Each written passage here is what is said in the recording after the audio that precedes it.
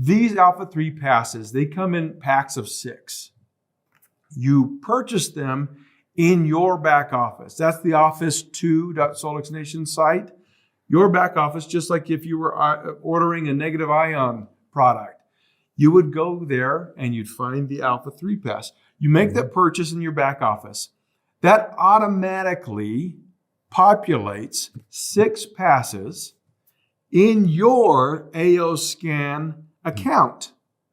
So then you go back over to where you normally do your scans. If you did your inner voice this morning, that's the place where you go to find your passes. On the top right corner of your account, there's the 3 bars. Some people call it the hamburger. With no lettuce and tomatoes. Yeah, I just get hungry when they say that. So I think of it the 3 bars. I think like exercise or something. 3 bars. Click on the 3 bars and you can manage your AO, your Alpha3 passes. Okay, great. Click on Manage Passes. Then there are a couple settings here. And this, we're going to put some imagery up here. So follow this. These images are going to seem familiar as we go through these steps. You're going to see how many passes do you have available to share or to sell for that matter. And from that point, from that manage the available passes, you can actually start to share those passes, send those passes. When you click on sending a pass to someone, you're going to populate their email address. And here's something to note. That email address must be unique in our Total Solix environment. That's right. If they already have a subscription with us, guess what? It's not going to work. You can send it, but they're never going to be able to access the pass, yeah. If that pass has been issued before to that email address, it's not going to work. One time. One-time use. Okay, so that email address has to be unique. The name can be the same. Fine. So you send it out. We'll talk about what happens right there. Once you put in the name and the email address and click send, an email is sent to that person where they just have a one-click option that sends them right to the scanner and logs them right in to. They have to set up their own password. Yes. Yes. And with that, that's exactly right. And so they're right there, and then they're in the scanning environment. They're already in there. Super succinct process. Okay, there's a couple other things though. That's great. We share it. What do we do after we share it? We need to talk to them. Exactly. Well, so we need to follow up with them. And as we follow up with them, we can see what status they're in our environment in the AO Scan technology. So the same place where you send the invite to access the scanner is also right next to that. You can click on pending. On pending, you'll see the invites that you've sent that haven't been accepted yet, where they haven't clicked the link and logged into the account yet. There's a couple things there. So stay with me.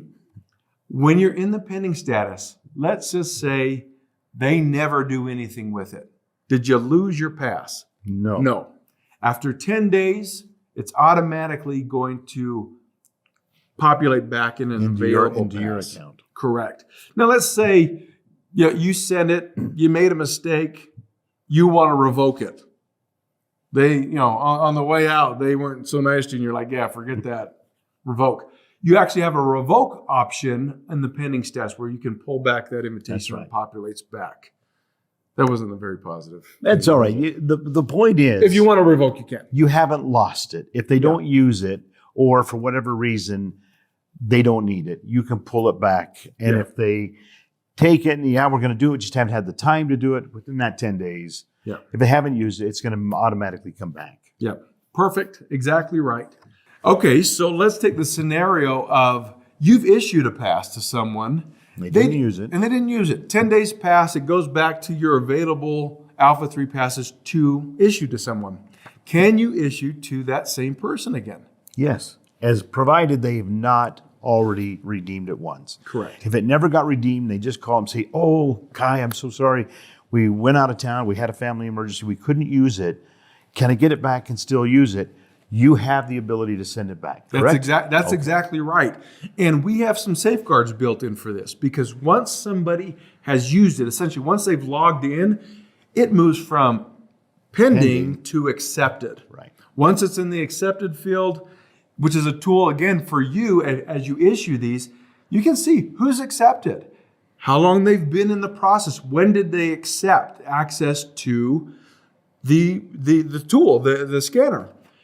In that, there's a question about, okay, well, when does their timer start? Does it start when you issued it? No. Timing starts once they've accepted it. Accepted. Then your 3-day ticker starts. And that would be probably a good time, once you've seen that they've accepted, to make a phone call and say, do you need any assistance? Can I help you in any way? The more opportunity that they have to actually play with it in their own hands is much better than you doing the scan on them. Yes, yeah, because they're going to be empowered in that process. Right. They're going to be comfortable so much that after 3 days, if they've actually been doing the scans, and obviously by that contact point, subtle, careful, right? Not annoying, but just, know your contact, know the person you're working with. Follow up with them in just a suggestive, helpful way. The more time they spend in the scanner, we know that those are qualifying steps. Those are steps that they take to actually accept having this as a subscription. And the important thing is not everybody's going to follow through with the subscription. But we've made sure that they've had a really positive experience with the scanner to make that decision, whether it's to move on with it or to say thanks but no thanks. That experience has left a positive feeling with them. And so if in the future they say, that was pretty cool, I'd like to go back. They've not been pushed. There's been no pushiness.